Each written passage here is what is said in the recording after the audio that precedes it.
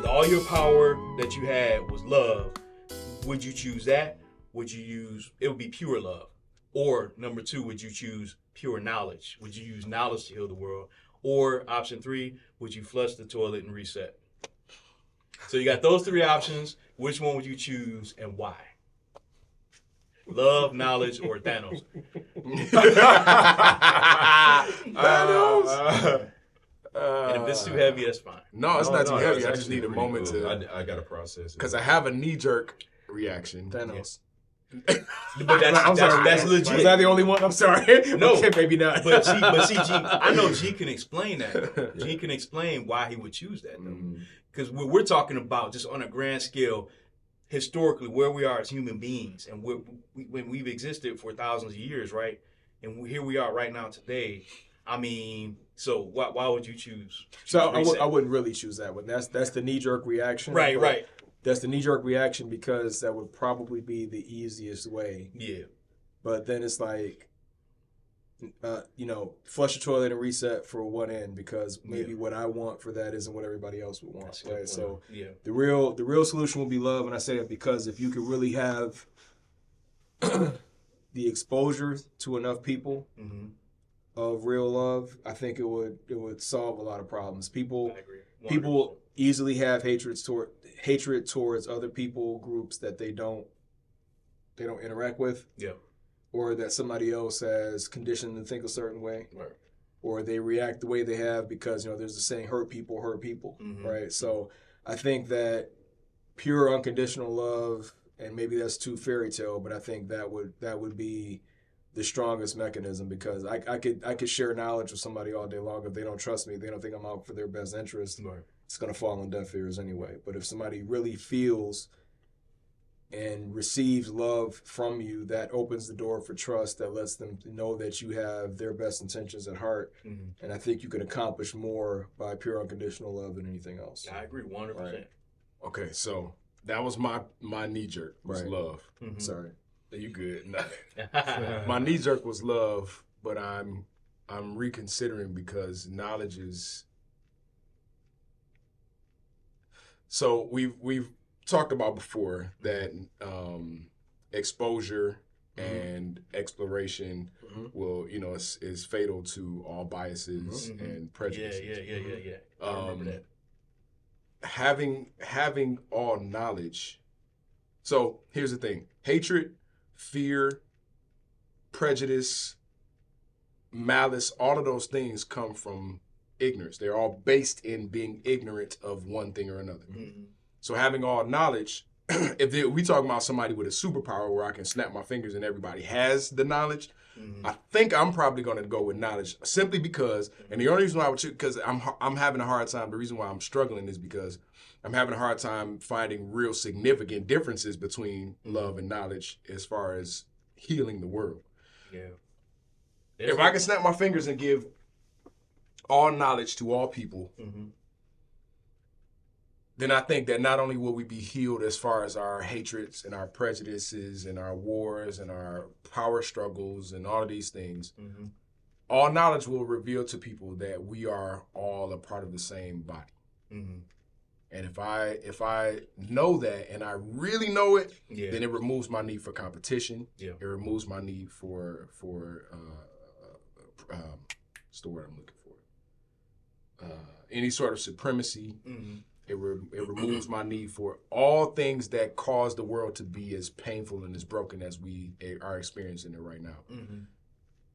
And I think love is something that comes as a product of removing those other things. You know what I'm saying? Interesting. So I think that with the knowledge, and this is just my opinion, That's good, though. I think that with the transformation to give all knowledge, that love is going to be a side product anyway. So I guess and just real quick interjection, I guess the only reason I feel some kind of opposition to that is because I feel like humanity's state today is we've excelled too much in knowledge and technology without having the relative growth in love and spirituality. Yes, but here's my rebuttal. Right. The knowledge that we are exercising today is more about innovation and progression as opposed to knowledge of self and knowledge of us as a human race. I get you. Yep. That's my thought. No, that makes sense. I love it. I love it. Makes What sense. about you, Hugh? What's your thought? It's a hard one, man. Yeah. Like I think love is the key. The thing about knowledge is knowledge puffs up. That's the one thing that I thought about. Not all knowledge. Well, Having all this knowledge is the will thing. remove being If you snap your finger, and the knowledge is spread across, Earth or whatnot, I still think love would trump. It would triumph over that. Like, or it will be a level above that. Okay. And the reason why I say, and I'm not even sure if we know love the way we supposed to know love. That's another thing. Like a lot of people take love and dude, it's more lust than love. Well, the pure, the purest thought of. That's why I said pure. Pure, okay. And that's why that's the key, So because the knowledge would have to be pure, and pure, so with the love. Yeah, the intent behind it, everything is all pure. Right. If you could heal the world, because see, I choose love trumping all, because if you have pure knowledge, that's fine. We are still human beings, though, right? And so you have knowledge without any moral compass, any love behind it. You always have that potential to say, I'm smarter than you. That's what I was saying. That was my point. And that's with pure knowledge. Just we're talking about pure knowledge, no love, or So hit we're the nail on the saying, head. if we're saying we're giving all knowledge, then all knowledge would include the knowledge that's You're saying all knowledge to all people. right, which is offering the knowledge that we are all one. There's no separation between me and you, and my joy, your joy, my pain, your pain, my ambition, your ambition. Right. If we're all, this is knowledge, right? Right. So giving that knowledge, allowing everybody to have that knowledge, to me, eliminates any need for any type of competition. Because if I know that, number one, that's more knowledge. If I know that there's enough resources on this planet and beyond for everybody to prosper beautifully, then there's no need for competition. I agree. That's why I say that. When we're talking about pure knowledge. If we're talking about You pure knowledge have and to all have knowledge, that condition of that knowledge of self, though, because Right. you could There you easily go. have Sure. everybody having all knowledge, and this other person, other side of the world has knowledge as well, but I have an opportunity to exploit them and to take their resources, and they have knowledge too, but I have a chance here, without love, absent any emotion, absent the right kind of knowledge, that it could be weaponized, I guess is what I'm thinking. Right. So with the right conditions, I get what you're saying. Because pure knowledge doesn't necessarily breed love. Yeah. That's the thing. So that's the like thing. Vulcans, That- right? Yeah, That's exactly what I like, was thinking. That's why I chose. Cause I just totally made this up in my mind. This question, and that's why I chose those three things, because pure knowledge is nice. I mean, to know the correct aspect of everything, every industry, every process, everything. That's nice. But if you just have no love, no piety, no grace with it, it's very volatile. I mean, because you still have the hearts of men, and we're not talking about love, we're just talking about knowledge. That's why it's a trick. It's kind of a trick bag. That's a hard question. It's a trick bag. It's so hard, man, because I'm not sure if there's a such thing as pure knowledge. Now that I'm thinking about it, but for the sake of this conversation. Well, yeah, for the sake of the conversation. Yeah, like if you, that's what I'm saying. I'm with you. Like hypothetically, if you could heal the world through a thing, would you choose love, knowledge, or just a total reset? Let's start over. And the reset's never going to work. The reset will never work. Yeah, start over with all that we know, and think of all the mistakes that were made, and say we're never doing any of this again. Dr. King will be here. All the mistakes. If you could do a reset, then that's what would come with that. It's not like. Yeah, I know. See, I know. It's a lot of problems. Yeah, I mean, if we just do a reset without changing, just start over and Exactly. end up in the same place. Exactly. Yeah. Listen, I'm gonna tell you, this is how it is bad about a reset, man. At my job, automotive, right? A lot of people retire. Okay. And that is a chance for reset, right? Yeah. When people retire or when even football teams, it's like no different than automotive. Like when that general manager decides to say, okay, head coach go and your staff goes, the whole team go, right? It's a reset, right? But then when the new thing comes in, it brings the same issues, the reason why the head coach and his staff got fired to begin with. So the resets don't necessarily it's gonna bring some problems. Yeah, I agree. That's a great. And that's what I think. My thing is, I think love is the only one I can think of that doesn't have caveats or conditions to make it work. No two-edged sword. Yeah, I guess. Yeah. Because honestly, for me, with love trumping awe, it's like it removes the ability to make a lot of human mistakes that would be made. Because when you're operating in pure love, as we understand what pure love is, then you don't have little kids getting hurt or all these particular crimes happening because you have people that are in place with hearts with pure love that will not allow these things to happen. You know what I'm saying? I'm talking about anything you can think of. I mean, that is evil. You got me thinking. Love can conquer that because evil's like, I can't exist here. Yeah. Pure love prevalent throughout. I think that's the way to heal things. You hit the nail on the head, man. Because if we look, okay, let's take it to like a biblical sense, right? Mm-hmm. You know what I'm saying? If we understand the tree of the knowledge of good and evil, so the knowledge is knowledge. That's that. But that knowledge, with knowledge, it comes with two things: good and evil, right? Like even if you have that pure knowledge, like you said, I'm just piggybacking off of you. You know what I'm saying? That was the goal. That was the goal. Yeah. Someone is going to say, why? With the evil. Mm-hmm. Why can't I do this? You know what I'm saying? Well, son, this is the reason why. But then other people want to push that envelope or whatever. You know what I'm saying? After a while, that pure knowledge will get contaminated after a while. I'm just thinking it out. I'm just thinking it out right now. I think over time, maybe, and y'all can correct me if I'm wrong. I think that y'all might be short selling all the having all knowledge, because all knowledge is not, we're not just talking about intellect or the understanding of, for instance, the most challenging math problems and all that kind of stuff. Right. That's a part of knowledge, but and this is just me, defending my argument. All knowledge includes much more. All knowledge includes the knowledge, like you said, the knowledge of self, the knowledge of others, the knowledge of our connection to one another. All of these things. I'm sorry. Go ahead. I think what you're getting at is, and this might just be me, all wisdom as opposed to all knowledge. Yeah. Knowledge seems very, academic. Yeah.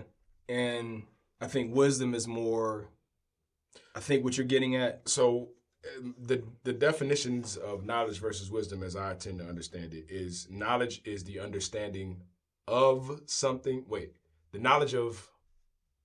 Knowledge is understanding, Knowledge is awareness, I think, right? Yes, knowledge is awareness, and wisdom is the understanding of how to execute or something like that. I forgot how. The application. There you go, application. And so having the knowledge, application of both, right? Yeah, wisdom would be the application of both knowledge and understanding. Is wisdom. Right. And so once you have that, for me, and you might be right. Maybe I'm conflating knowledge with wisdom. But for me, how could a person, and this is just me, thinking through my answer, because I'm sticking with it, y'all know. I love it. That's what I love about it. Definitely. How could a person have absolute knowledge that for me to hurt you is to hurt myself? If I have that absolute knowledge, if I know that beyond a shadow of a doubt, how could I bring myself to damage you in any way? Whether it's undercutting you on a deal, whether it's murdering you, whether it's talking down to you, you know what I'm saying? And this is the way that that's the way my mind is approaching it. I definitely got what y'all saying. That, like I said, my knee-jerk reaction was love. Love is the easy answer for me. Yeah. Love is the answer that you don't have to think about. Love is, of course, love. I don't know. No, I don't know. See, love is. No, I wouldn't say that. Yeah. I wouldn't say that. For me, it is. I disagree with that, because I think most people don't. That's the reason why I said earlier. Most people don't know what love is, man. They easy say God is love. Okay, come on, man. It's deeper than that, right? Even though we know God is love, but it's when Paul was bringing up in 1 Corinthians, right? When he says about charity, right? He can say, you have all these, I can have all knowledge. He says that. He says all of this. He says, I'm trying to think. I can't even think about it right now because I'm on camera. But basically, in a nutshell, he says love is greater than all of these things, you know what I'm saying, from that standpoint. And I think that knowledge that you're talking about, which I understand what you're saying, if you have a knowledge and awareness of that, if I do something that would disrupt my neighbor or whatnot, if I didn't have that knowledge, I would do that to him. Sure. You know what I'm saying? I get that.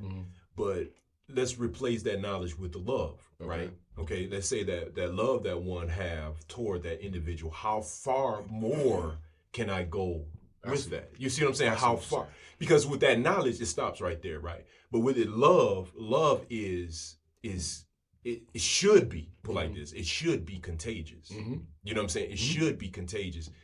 You got me thinking about this a little bit, man. Like can any form of darkness exist in knowledge? You see what I'm saying? I don't think any form of darkness can exist in pure love. That's true. I don't. That's but true. I think with knowledge, it just feels like to me, and this is just my perspective, my thought about it. It just feels like me with even pure knowledge. There's still, when you're dealing with man, there's still some way it could just be messed up. I think so. I really feel that way. I mean, Eventually. if you're just talking about pure knowledge, no emotion, just we're all smart, we all know everything, we all making it, then I feel like with that concept, we still can falter. I mean, what are your thoughts? so. How would you see a falter? I mean, like, Because I guess I'm going off the perspective of us just as men still. You know what I'm saying? We're operating in pure knowledge. We all know how the atomic bomb works. We know how these equations, we know how to treat people. We know this, we know that. I know that if I hurt you, that hurts me. But then I'm always with that knowledge. There's always something in the back of my mind thinking, but like, what if? That's what I was trying to. Yeah, like what if Yeah. what if I tried this though? Yeah. That's the but little. but if you have all knowledge, you don't have to ask what if. There is no what if to somebody who understands everything. I'm missing something with it. It may be we're seeing. That, I like that. I'm trying. Yeah. I think you got me on that. Yeah.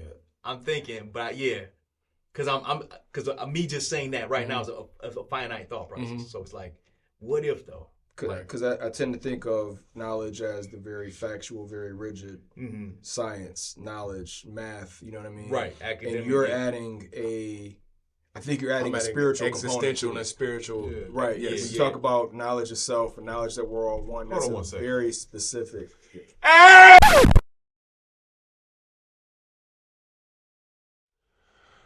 All right, everyone. I must apologize, viewers, for the bumps and the booms that constantly invite itself on our recordings every week.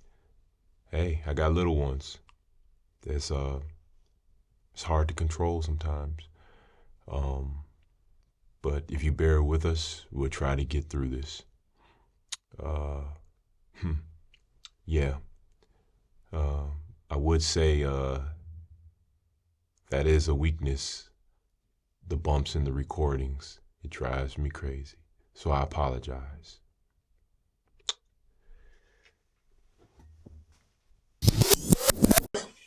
Oh man, that mic is gonna be like, Right, you got to replace it. Destroyed. yeah, that mic is done. It's gonna start bleeding.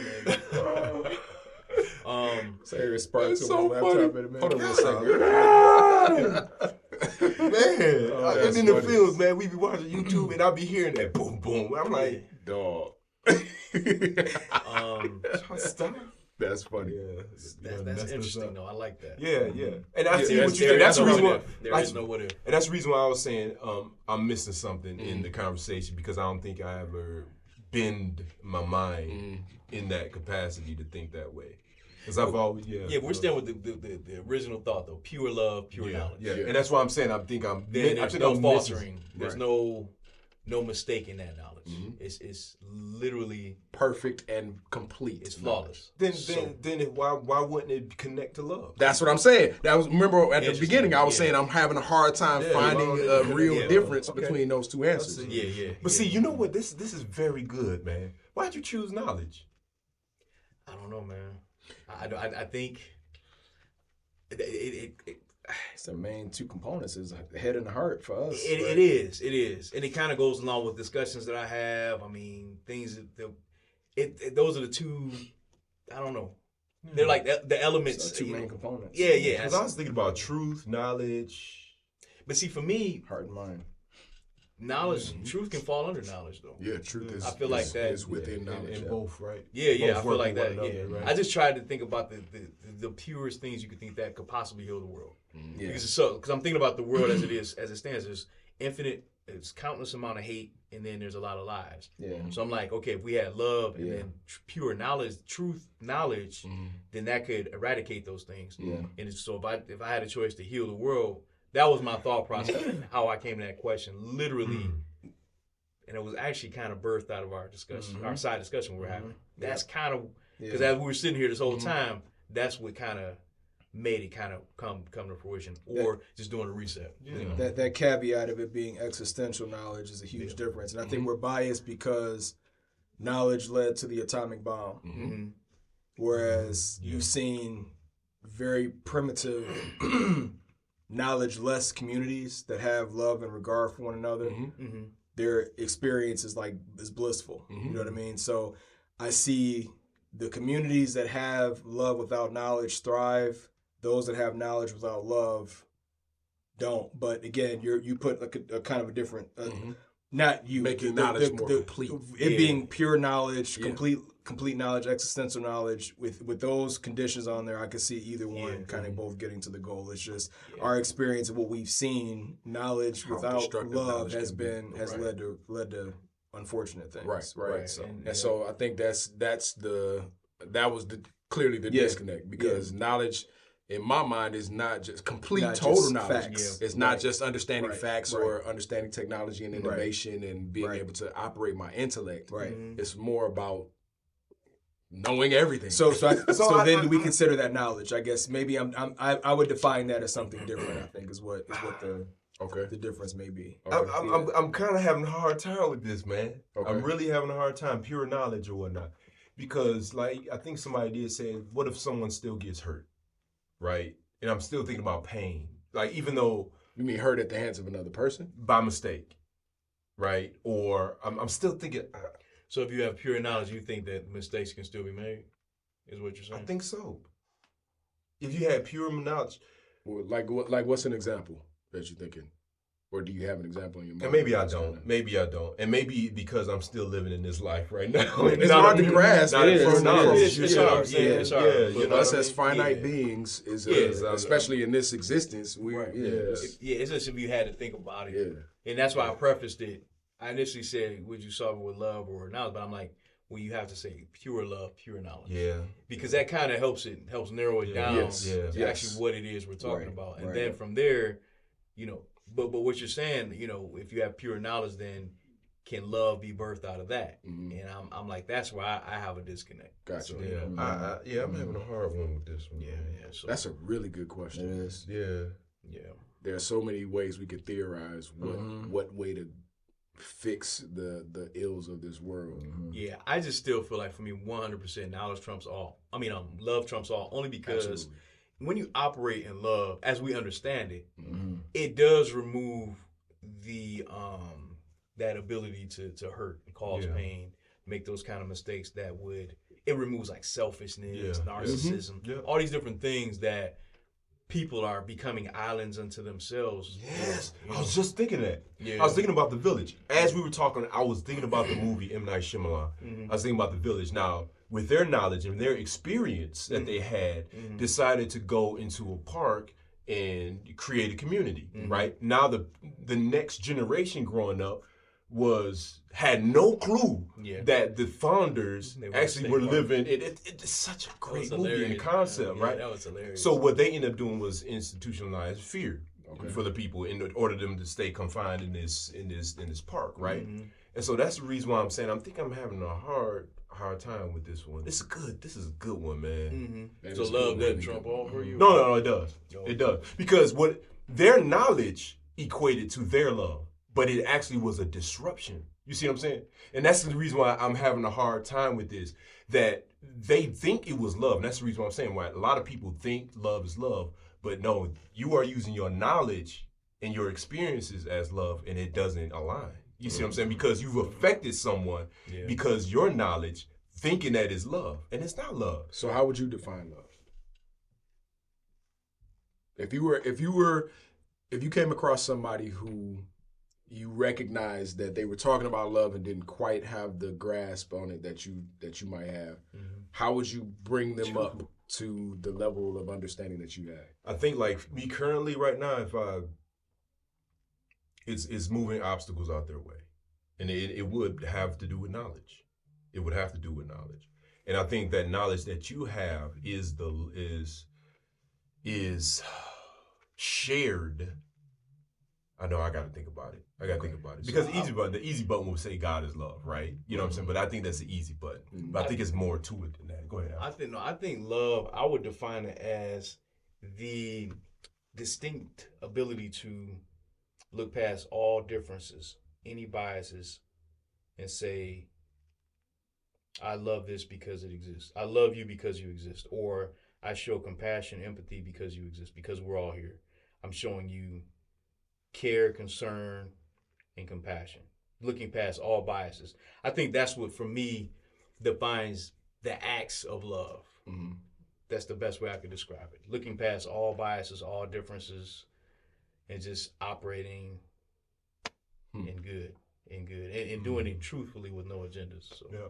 That's the same. That's a good example. I mean, if you want to have a more of a definition without just saying, "Hey, God is love." Yeah, I know that, because I think that's the easy button, and though we know it's true, right? But it's an easy depending button, on, but it doesn't define it for somebody. It doesn't, man.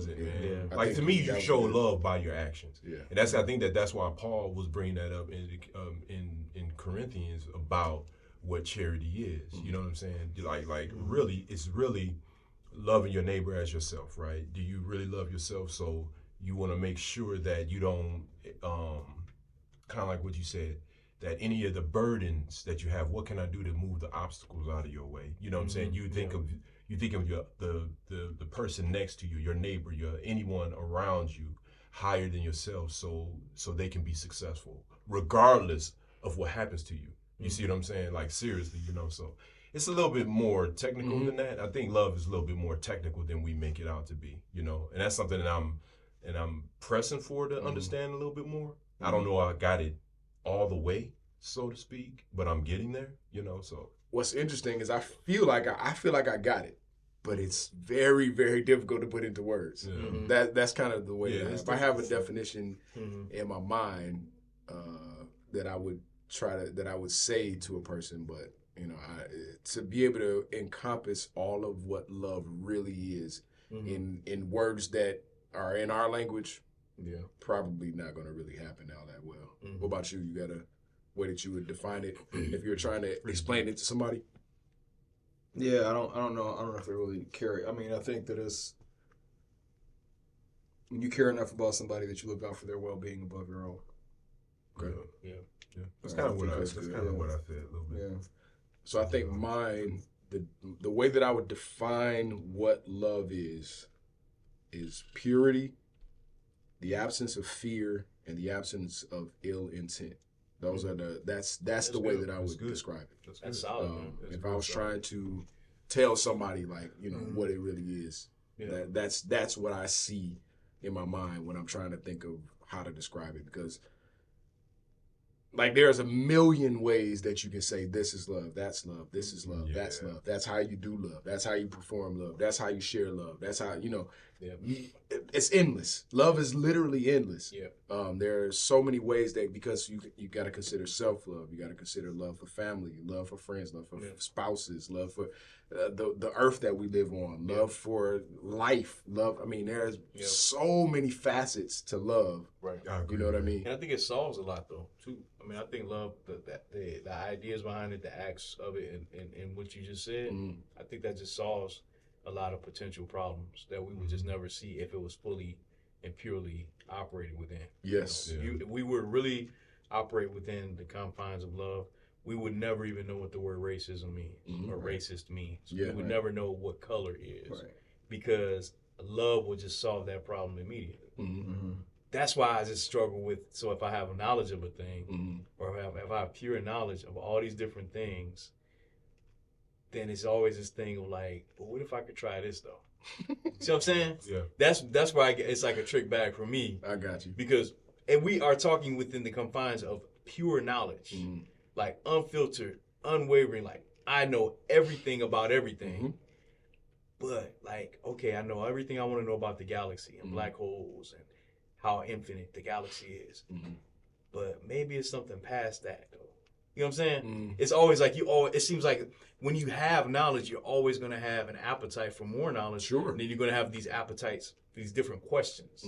You know what I'm saying? And that's I think where the fallacy within the human condition would always have us not ever wondering and never coming to the knowledge of something, but just kind of like always pushing just a little millimeter. Like, what if though? Like, what if I could try this to find this out? So let me ask, if it wasn't that existential spiritual knowledge, would you still have the same answer? Absolutely not. Okay. No, and that's the reason why is because that's the reason why. The question, the way that you just put that, without the knowledge and understanding of who I am, and not just this skin and this flesh, but who I am, who you are, without that piece, there's no way that knowledge would be the way to quote unquote heal the world. And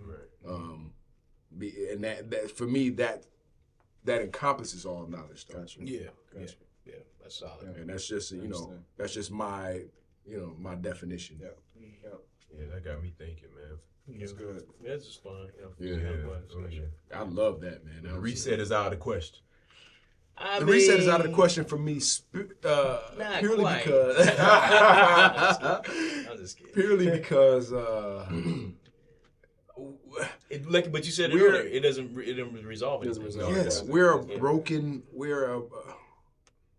a flawed species as a human. We are given a lot of opportunity, a lot of potential. Yes. Yeah. Yes. We have yet to realize how to live up to that potential. Yes, exactly. Exactly. We've lived in the partial knowledge. Yes. And that's exactly so what you were saying to me it would represent partial knowledge. Right. That's not to me that's not all knowledge. Right. So That's a good point. the partial knowledge, having partial knowledge, I'm always going to be asking what if this, what if that, what if this, what if that? How can I reach this status? How can I move my country and expand us? All of those things. I don't agree. Because I'm gonna say, because my thing is, if we go to the original question about pure knowledge, right? That means I do know everything about everything. Right. But we're still in the confines of the flesh, the human condition. Okay. So even with that pure knowledge and the satisfaction, as I sit here living and breathing, I have a pure satisfaction. I know literally everything about everything, and I'm arrogant in that. But then I say to myself, but what if though? Just ask that one question. But why would you have that question if you already know? Because it's the human condition. But you know everything about everything. So if I say, That's the what caveat. what happens if I... It's a cycle of the human condition. It's a cycle you can't escape. Even within the confines of that satisfaction, I literally know everything. But since I'm here and we chilling, I mean, what else is there to do? It's have more questions. So that's kind of a conundrum, right? Because that's saying that it's not possible to have all knowledge and all pure knowledge while in that makes sense. the human body. So I think that kind of have a it cancels it out, right? Yeah, that's a conflict. Right. Okay, I think that is the reason why I'm having a hard time. Did I mess it up, Mike? No, I'm thinking that if the question is purely theoretical, then it would be possible to have all knowledge. If the question is purely theoretical and we talk about superpowers and all of that kind of stuff, I can snap my fingers and give you all knowledge, regardless of who you are. I can give it to a dog. Yeah. You know what I'm saying? And you would understand everything. Yeah. Without fail, without question. If you understand everything, that's kind of the way that I'm looking at it. What was that film with Bradley Cooper? He took the pill. One of my favorites, Limitless and Lucy. Bruh. So it's like so like Lucy became like pure energy. She became more than human. Yeah, that knowledge made her more than human. True. Yeah, right? yeah. Okay, but Limitless, what became his issue though? So Limitless was first he didn't have all knowledge. He just became able extremely to smart. Yeah, he became much smarter, and he was able to access more avenues and synapses and stuff in his brain. Yeah, because he got in politics at the end. At the end, he did something. It became he didn't have to take the pill or whatnot. It was already in the system. It was in the system. I think so. Yeah. But he no longer had to. Yeah. So okay. So there's. Yeah, I love those. Yeah. But yeah, so there's a flaw in my original question, which is good because, like you said, the conundrum. Just we got to just define the initial conditions. It's defining the conditions. Yeah. Exactly. Yeah. Right. Yeah. That's good. Because that's good. That's good. Yeah. Regardless, I want to see the world healed. Right. Facts. Definitely. Facts. I 100% agree, man. Right. You know, I just definitely can see it. The solution with the love thing. Yeah. And I think that too is maybe where my preference lies because knowledge right now is so subjective. Thank you. That's the you know word. What I'm saying? Yeah, it's that's like, what we okay. I can go anywhere else, not speak the language, and if I see somebody hurting and I go and try to tend to their wound or they're suffering and I go and I give them a hug, that translates. Yeah. You know what I'm saying? Yeah. Whereas with knowledge, it's still just biased. It's just biased. I know, but it's just biased because of what our experiences have been right now. We're biased because of the human experience that we've had. Right. Yes. Right. That's right. That's right. I want to write this down, dog. I like seriously. This would be a good short story. Man. The question. Damn, man. Yeah. Okay. And then kind of act it out. Yeah. Because what I love about love is I think about it immediately. I think about things like Sandra Bland would still be here. Emmett Till would probably still be, like we think about love just healing things, fixing things, even before we even came onto the scene. Like if you could retrograde, like love, like there's no doubt. I mean, it's things I would want to fix just based on love. You know what I'm saying? Existential knowledge cancels out the need for it because that existential knowledge, if we're all one consciousness, one being, that love is embedded in that concept. Bingo. So it's there just we go. We're having this. There we go. That's where I went. It's a great discussion, but that's where I went at the beginning of the like conversation, that. and I said it's so hard for me to find a difference there because that's where I'm going with the knowledge. That's perfect. Yep. That's good. That's good, man. I love it. Yep. So that fixes that. So that's good. But we can all agree the reset definitely. That won't fix anything. It doesn't fix anything because if we reset and don't change anything, don't plug in some love or knowledge. Right. Then you're gonna have a repeat. We're literally going to play the same. Exact same it's gonna be taking the tape out, rewinding it, and putting it back in and playing it from the start all over again. Love will be filling my belly with some food. That's getting hungry. Right. We gotta feed my guy, man. That's hilarious. She was like, we can talk enough. All right, we gonna let you go. Right. That's good, man. I'm glad you said it. Now I'm gonna think about. I like that. Yeah. That's good. And that's exactly where I was going. Yeah. That's good. Dog, I love that question. I'm gonna try to. Next time we come back, I'm gonna try to have some more options. But like you said, it has to be the you have to lay out the conditions, right? You gotta lay out clearly defined, because that's where I was struggling with, like when you say pure knowledge, pure, it's like, man, it's heavy, that's a. You're going into your DFEMA. I know. Thinking of what's in scope and out of scope. Right. Yeah, man. Because I constantly think about failures, right? I constantly think about I guess because knowledge, like you said, man, you think about all the caveats, the cautions, and different things when it comes to knowledge. Yeah. You know, as you right now with this knowledge, if I knew everything, it's the arrogance and everything. But you were saying that. We're only arrogant because we don't know everything. Yeah. That's the only way you're ever going to be arrogant. That's true. You don't know everything. Once you know everything, there's no arrogance left. Yeah. Well, as long as everybody else has that same knowledge. Sure. Right. There you go. Right. We're all on the same level playing field. Right. Exactly. It's a lot easier. I mean, this could be an endless discussion, but I think literally what you just said kind of it joins those together. You know what I'm saying? Like you were trying to do it earlier, and then he kind of he's a wordsmith. Yeah. That worked out. Because that just it has my mind going. Yeah. Because I don't know. I got this thing about love, man. It's just we really need it, man. Like, absolutely. And I think it's there's just nothing more important. Yeah, I think it's just as black men, it's something we need to talk about more. I think it would help our condition and allow us to help the condition of others. And that's how we continue we remove our plight, and then elevate ourselves as more like superheroes is we operate through love and knowledge. Really, I mean, having the knowledge of different things can solve a lot of our problems, but definitely love. Because I think we would definitely treat our, do more for our women and children, our community, things like that. So it's all kinds of stuff I be thinking about. It goes right back to that SWOT diagram. There you go. We've been conditioned to think of love as a weakness and showing vulnerability. Exactly. If we could change that into a strength and view it as a community as a strength, then everything would turn around. It would in a heartbeat. How do we do that? Education is talking to people, but it's so much more than that. You'd almost. I hate to. This almost kind of goes back to the Thanos, right? Yeah. I hate to say kind of. All right, you kind of give up on the generation that's here that thinks a different way because it's you can't. We haven't always thought that way. Not in the way that we see it now. You 40 plus years old. No, this I know, but shut up. but it's the questions. Yeah, you started asking questions. Most of the reason why we are in this room right now is because we had a hunger for something. We had questions that we had to ask. It was something missing. It was something missing, and then we found a way to ask the right question. You see what I'm saying? You were asking the right. A lot of the questions we ask are not the right questions to ask.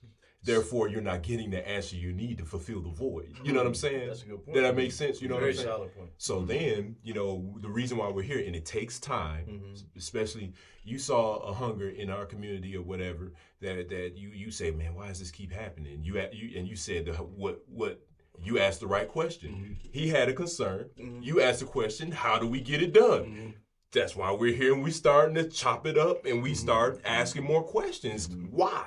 So then my question becomes, how do we spark that curiosity, that desire that's good in the minds of those that are around us? That's why I'm saying I think it would take at least a generation because there's too many factors. There's people that have developed not even just an interest, an addiction, and an enjoyment in the way things are broken right now, right? The freedom to not go and commit to a woman that has your child, you know what I'm saying? Because I want to go out there and be a hoe and do whatever else, you know what I mean? The lifestyle is still enjoyable to people and preferred over I have created a child, have a responsibility to be there. You have too many people who are so... And we think, and I'm going back to like gang truces in LA. They try to gang truce, they never last because what? Eventually, with the damage that's already been done, you come across somebody that killed your cousin, killed your best friend. Truce or not, I'm getting even, right?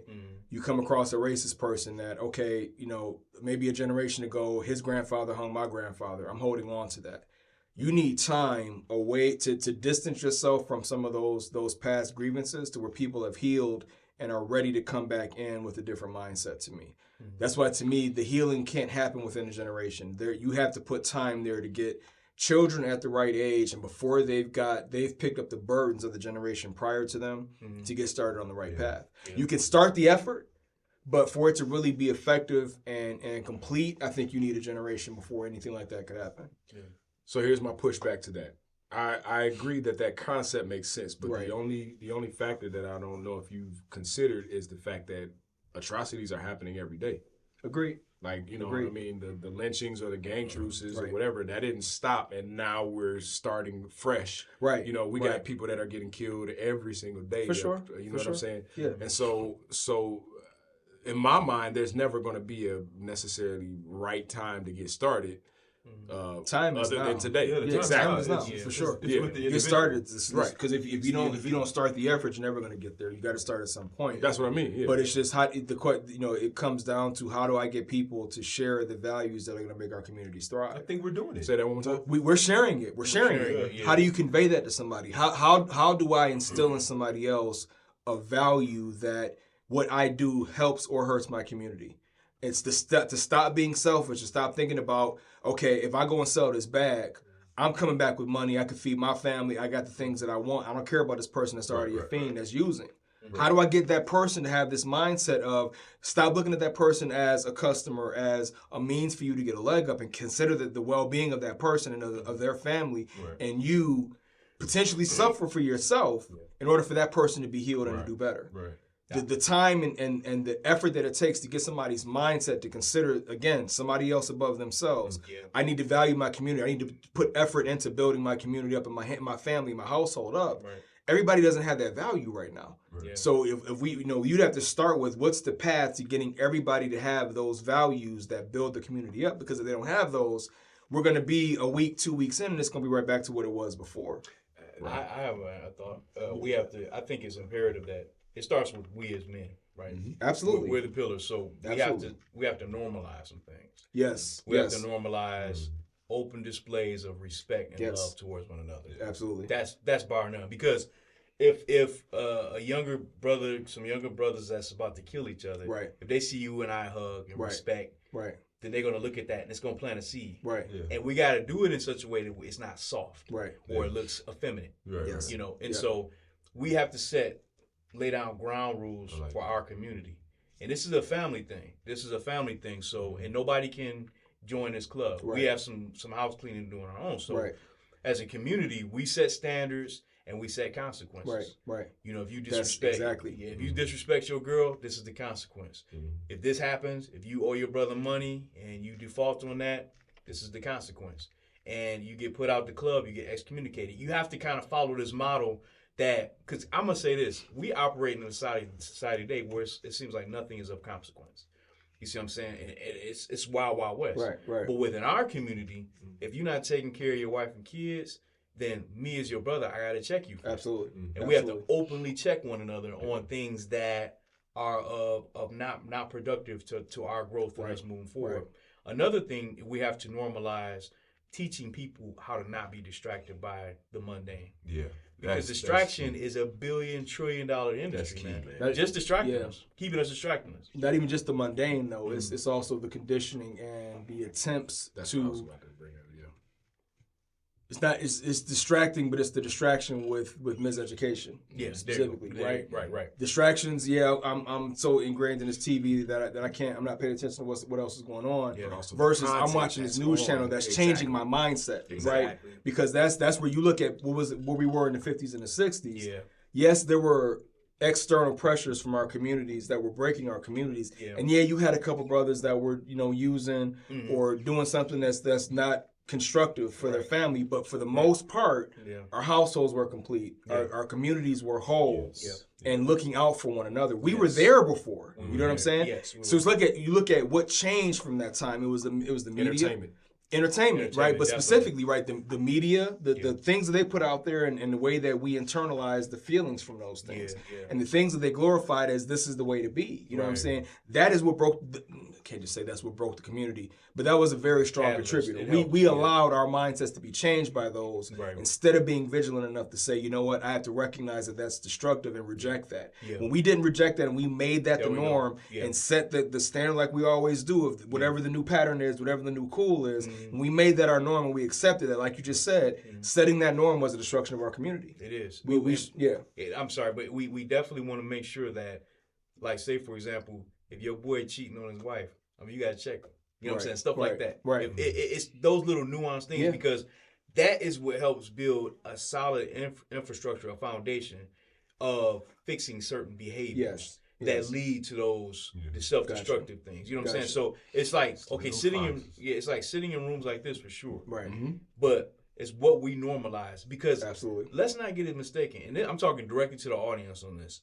Whatever we do is what sets the tone for everything. We control cool. We control trends, fashions, music, technology, all the industries we touch. A lot of stuff gets taken away from us, and then we become complicit in our own destruction. But we have a lot of house cleaning to do, you know. And it starts with us as individuals normalizing publicly the good behaviors that people are telling the world that we don't have. Absolutely, because we are not savages. Absolutely, you know. So it is up to us. And we are responsible for how this thing ends up for us. We're responsible. Nobody else is responsible. I don't acknowledge the systems that are in place to trip us up. For sure. That's not my problem. That's their problem. Yeah. My objective is to say, how do I want to conduct myself amongst my people so that we get the proper outcomes? And that starts with us trusting one another, respecting one another, and definitely operating in love. Absolutely. You know what I'm saying? So that's but That's definitely we cannot be distracted. Absolutely. And allow all those distractions to dictate our reality. That's right. Us, That's it. Right. Yeah. You hit it. That's it. Absolutely. Yeah, it's imperative. So That's the answer. Mm-hmm. Because I had a situation not too long ago. I was at Home Depot and I was just walking in and this guy was trying to load drywall onto his truck. Mm-hmm. And I stopped what I was doing. I had somebody with me that I was teaching something. And I was like, hey, man, come on, let me help you with that. And he looked around like he thought I was going to rob him or something. Right. And I was like, man, come on. So I helped him. We loaded 5 or 6 sheets of drywall. And he was like, man, I appreciate that. He was like, you know what I'm going to do? He said, the next time I'm here and somebody else is loading something, he said, if they loading it by themselves, I'm going to help them out. that's perfect. The seed that you just mentioned perfect. is exactly what that process That's was. literally how it works, though. Right. I mean, really, it's that contagious. Yeah. But people just have to see it, though. Mm-hmm. And we're in a time where everything is a meme and a snapshot. And so if that's the case, if that's how people are allowing themselves to be programmed, all we have to do is plug in with what we're talking about right here. Mm-hmm. Like, that's what I'm saying. I want us to really kick off our channel, because we literally can plug in and change the narrative Absolutely. as we see fit. Absolutely. That's the power that we have. Absolutely. And I'm talking about, bro, we don't even have to work that hard, because it is who we are. Right. It is what our lineage represented. Our Right. forefathers, our grandfathers, our grandmothers, Mhm. is what they were about. Mhm. And so all we got to do is sit here like this, literally, and spew out into the atmosphere what we want the changes to be. That's right. And then put it on social media and let people eat it. Because people are hungry, man, for what is good. Mm-hmm. But we just got to be able to be good cooks and feed it to them properly. Mm-hmm. But I think it has to be a family affair, and we can't let just anybody in. Yeah. You know what I'm saying? Like, say if we start having guests and things, it's a privilege for anybody at this point to sit amongst us, because it's a privilege for us to be here as we sit now. Mm-hmm. But we cannot let just anybody in.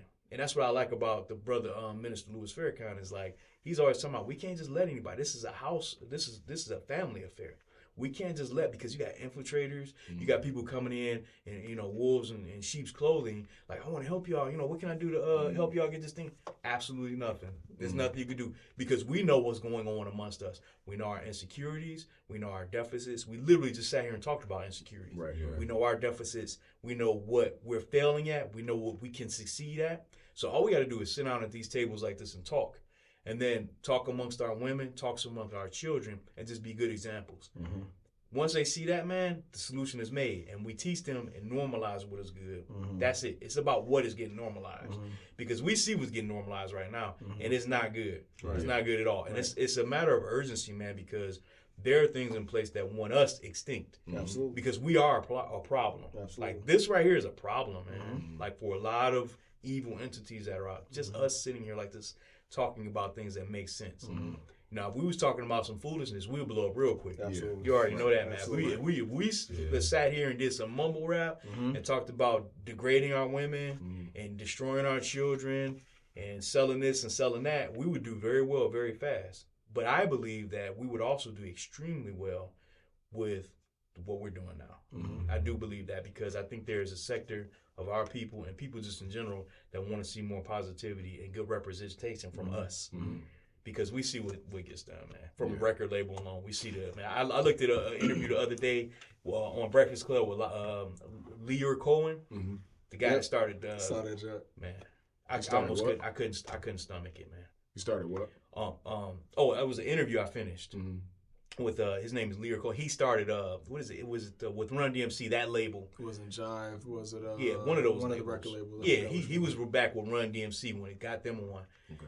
This guy, man, if you listen to this interview, you will be very angry, because he represents a lot of things maybe Kanye was trying to convey, or Exactly what others. Kanye was talking about. Yeah, others are trying to convey, and the problems with people monetizing us and profiting off of us and what we do.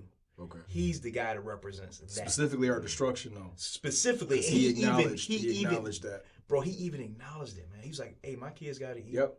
Because Charlamagne asked him, he was like, "Don't you think it's a bit hypocritical that you profit off of rappers that talk about self-destruction?" He was like, "Hey, my kids got to eat." My stomach, dude. That messed my stomach. Because I'm like, he represents a large number, and this guy is a millionaire, man, off of lyrics. He said, one of Run DMC's songs put his kid through college, man. He literally said that on the Breakfast Club. And that's what, like, several lyricists were trying to tell us through the years. Jay and others, man, a lot of them said, like, these record label execs, they put their kids through colleges off of your lyrics. And so my thing is, that's why it's a family thing. We got to fix our stuff, man. We got to, like, and that's what I love why Chameleonaire, I don't know if I sent this to y'all, where the rapper Chameleonaire, he was trying to get out of Sony or one of these record labels. And they was like, no, you owe us. Oh, no, this is what happened. He was getting ripped off, man. He did an audit on his taxes, and he was missing like $600,000. Okay. And so he went to the record label, and he was like, you know, what's this about? And they were like, he was like, I want out of this, because they wouldn't tell him, you know, what was going on with his money. And he learned what an audit is. And this is how he got off of that label. He said, if you don't let me go off this label, I'm going to go to all my rapper buddies, and I'm about to teach them about what an audit is. And they let him go. They released him. Wow. But my thing is, I'm like, you could still release me. I would still go teach you. I would still go tell you. You know what I'm saying? But he learned, and Chameleonaire, if you listen to him, I never listened to his lyrics or anything. I don't even know who he is as a rapper, but I see who he is now as a businessman, because this is a guy that got in the industry and he saw the corruption and how we get used, and now he's taking that knowledge and building his empire. Absolutely. And that's the way we all need to operate. And the guy is trying to educate other rappers, especially a lot of these young dudes coming in. It's like, look here, man, don't get on these record labels. It's a kid right now. His name is Rich the Kid. He wants off of Lear. His name is, it looks like Liar, but his name is Lear Cohen. Okay. He wants off his label, like right now. He was like, I'll give you all your money back. I want off this label. He was like, you guys are liars, you crooks. It's called 300 Entertainment. Okay. Look him up. But he wants off the label because he sees how they are ripping him off, man, profiting off of his work, but they don't really pay him. See what I'm saying? So he's like, I'll give you all this front money back. I don't. And all of that's in that Breakfast Club interview. That interview was very telling. Absolutely. And it was interesting that they strategically had him on this interview because the guy he's arrogant, man. He just revealed he didn't care, man, because he's going to make his money. He didn't care to tell you, I'm making money off your people, and I don't even care.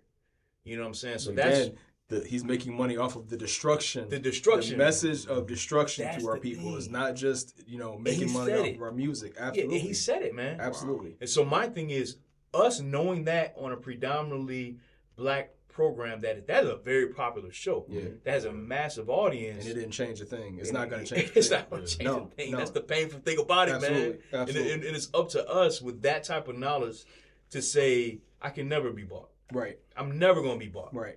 Anything that I have, I'm working for. Right. I mean, that's how it is now. Anything that I have, I'm working for with my own two hands. And I'm not going to, because here's the thing, man. These young cats, man, they get on these record labels. The record label says, and this is a prime example is TLC.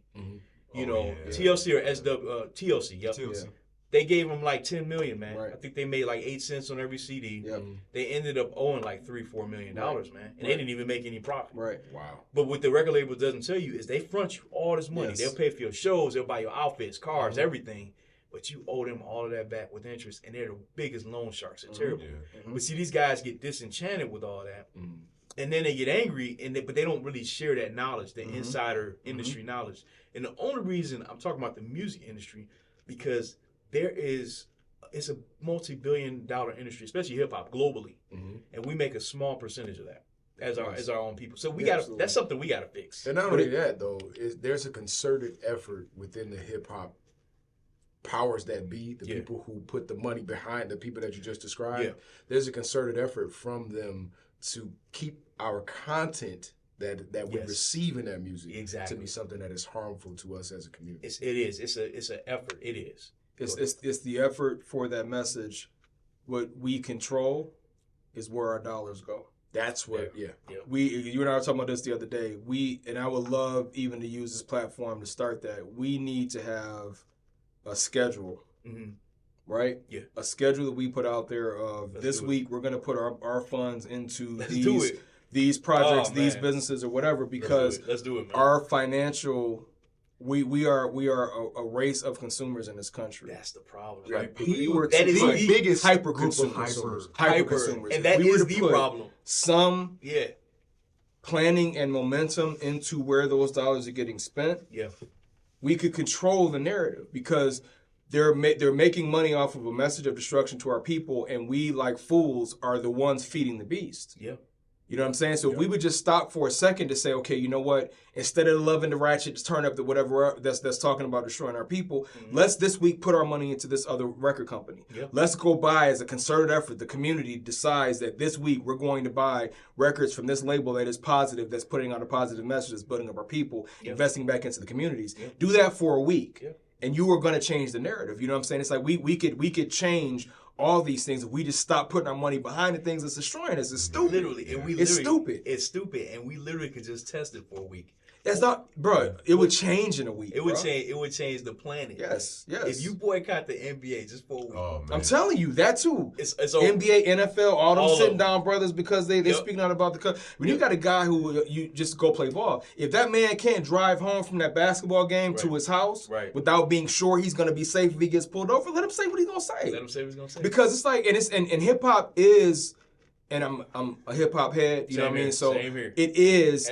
the biggest weapon being used against us right now. Point blank, period. Because even if you look at movies, Menace to Society, Boys in the Hood, those movies cannot be cranked out at the pace that rap albums are. There is no weapon weaponized as regularly. It's still for sure. And that stuff stays in your head. Nothing is coming out as regularly and as forcefully, and permeates into our mentality as much as the music does. We need to have an effort to get away from and again, because we talked about this in one of our early episodes, right? We're not trying to put the guys that are already out there out of business, right? And, you know, so it has to be an effort where let those guys go to a label where they can say the right kind of message, and let's make an effort to support them when they do that. We're not trying to say we got to break all the rappers and everything else. Let them go do something positive, but we have to have a concerted effort to say, nah, we are going to put money into you because you are building our community up. Make sure you get that same funds, but go to a label that's going to actually pay you, a label that's going to invest back in the community, and be one that forsakes, never allows putting a message out there that's going to destroy us. It's like, why are you're paying for your own destruction and don't even realize it? It's stupid. I don't even understand. It's stupid, man. But I don't think they know why.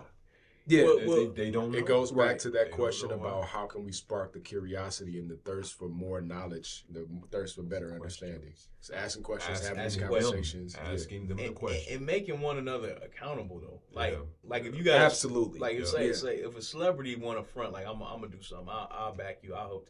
Make them accountable. Right. You know, like, we have to operate literally, man, because if history has taught us anything, is that when you move in numbers, you are impenetrable. Yes. You have to move as a unit, though. If we don't do that, forget about it. Which is what that other group does that we're talking about. And that's how. Literally everything. Absolutely. Literally everything. They move as a unit. Yes. And they don't even be liking each other. Right. That's been said. Right. They don't even like each other. Right. But they know that if we're going to move as a people, it's like, let me get on. Once I get in, I'm going to open the back door for you and let you in. I'm going to let you take this, and I'm going to go to the next level up. What we do is like, N-word this, N-word that. Be this, be that. Right. And that's pretty much it. Right. It's like, huh? Right. Or jealousy, envy. And my thing is competition. And my thing is this. We have to not get so caught up in the consumerism because that's a part of our demise. Just spending all our money, never investing, never buying land, never doing anything that's going to get us past today. Right. Right. It's people that can't see past today. Right. And those are up in our group. Yeah. People in our group. And if they can just understand that there is a tomorrow, but you have to see past today. Though. Right. Right. You can't think that, buying a Gucci belt is going to get you any higher level of respect, than the next man. So my thing is this. I think to really answer your question, because we really have to answer that question, like definitively, it has to be examples. Yes. And consistency, schedules. Right. Schedules definitely. Right. Is going to put us on there. Constant examples though. Really taking this right here and just throwing it out there. And I'm talking about lobbing it out there. Like I see when we was kids, man, him and his brothers, they could throw the football an entire block. And I never could, but they could. They would launch that boy like a missile. We need to take this right here, put it in E's hand. No, I'm saying it'll be in all of our hands, and we need to launch it, man, because I think